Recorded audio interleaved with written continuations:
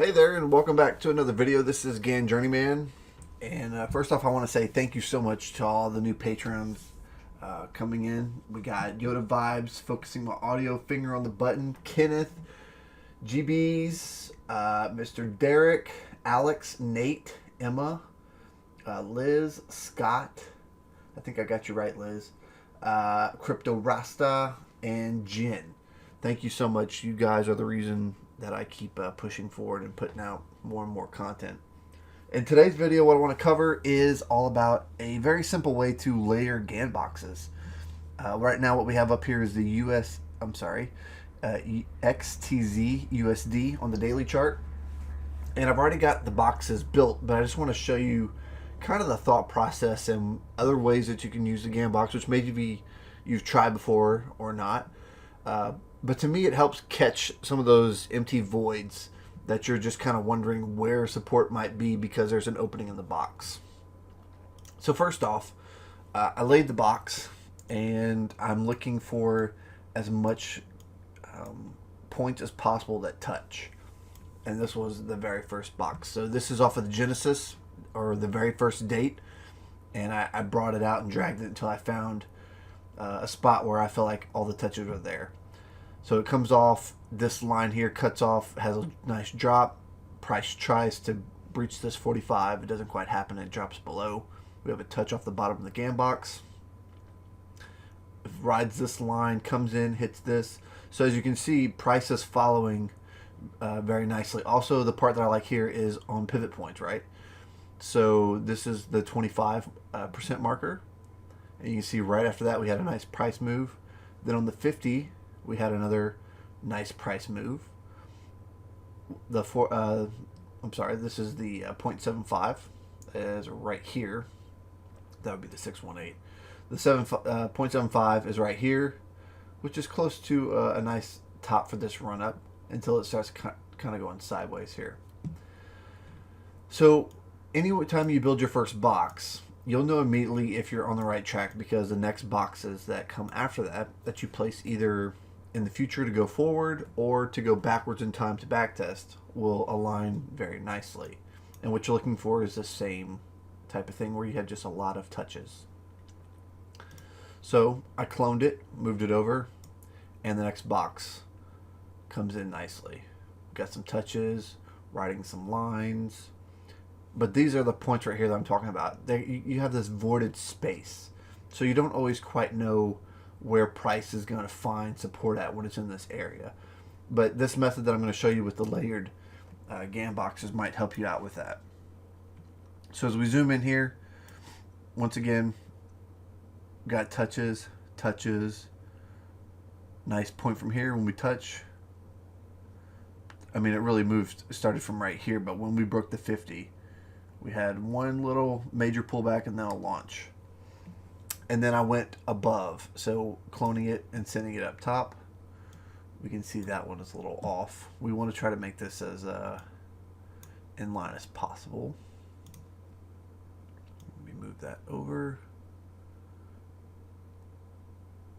Alright, I like that. Lock it back.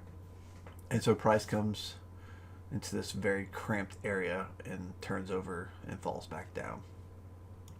So that's the first level of boxes. So what I did after this point was I started to layer them off of this 25% mark right here. So you'll notice my box number 2 is layered really just right on top of that first box, just shifted over. Now I changed the color of the boxes just to kind of help you to see some of the areas that I was talking about that you're filling in. So you see how this was the opening before? See how this is all open? Well, when you layer that Gann box on the 25% mark, it comes in and fills this spot. So now all of a sudden you see that there's a channel here. You also have a channel here. And so whenever you're looking at determining where price will go, if it's here, you're looking at intersections, right? So there's an intersection here, but price decides to go past that, finds support, and continues on towards this direction. So then we got this first green box, right? So let's turn off the blues. and we're just going to keep going with the green. So if we clone that green box and move it forward, how does it look? Well, look at that. So it stays within this, rides this channel, comes back down into the touch on this last pullback, right on that support line.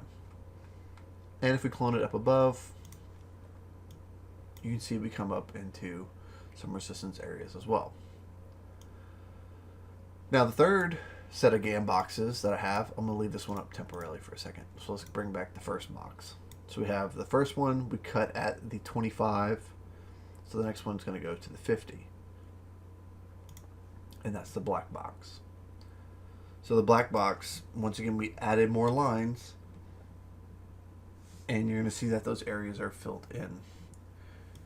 Now at some point, if you continue to do this, it's just going to get too busy. So you kind of have to find your where you like the noise at. Is it too noisy for you? Not noisy enough? And as we come over, once again, we have this open space, and that's where those other Gann boxes are going to come in and help to fill that gap for price structure. This black box worked really well, went to the tick, also hit that very nicely with the candle bodies.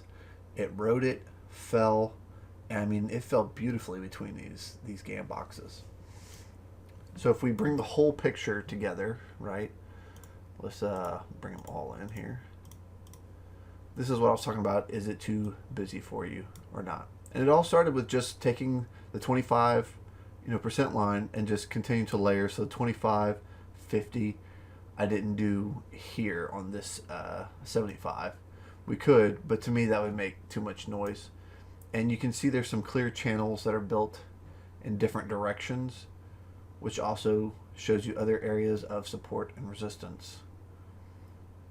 And remember, we went up from this blue Gann box above and did the same thing from the 25 and started going over to the right. And that's how we got the other Gann boxes set up top. So hopefully this kind of enlightens you on another way that you can use the Gann box to find these missing areas of support and resistance that might not quite be there whenever you're using the simplified Gann box. If you're trying to use this type of Gann box on Go charting and you haven't set this up before, you'll have to set up the defaults. So I'm going to go over that just right quick. What you want to do is it going to let me move this? Okay. You want to set all of these to 0, leave the 0.5, and leave the 1. And you'll do the same thing for the columns. And then you're going to turn off all the shading. Unless you want shading, I mean, that's up to you. But I prefer no shading. And then the last thing you'll do is just turn on angles. Basically, angles connect those points together. So if you had it by default, you'd have basically, if you turn the angles on, you'd have a bunch of angles connecting to each other. And there's nothing wrong with using that too, if that's what you want to do. But as we always say, we want to try to present the most information possible with the least amount of lines. But I thought this was a really good example to show you of how you can take just your first Gann box and kind of extrapolate it out to add in additional lines to where you're missing things. And if you notice, I mean, it respects these lines very nicely, coming to some actually great touches. And you can use other methods to help figure out probabilities of which line we're going to go to. So anyways, I hope you've enjoyed this video, and I'll see you in the next one. Have a great day.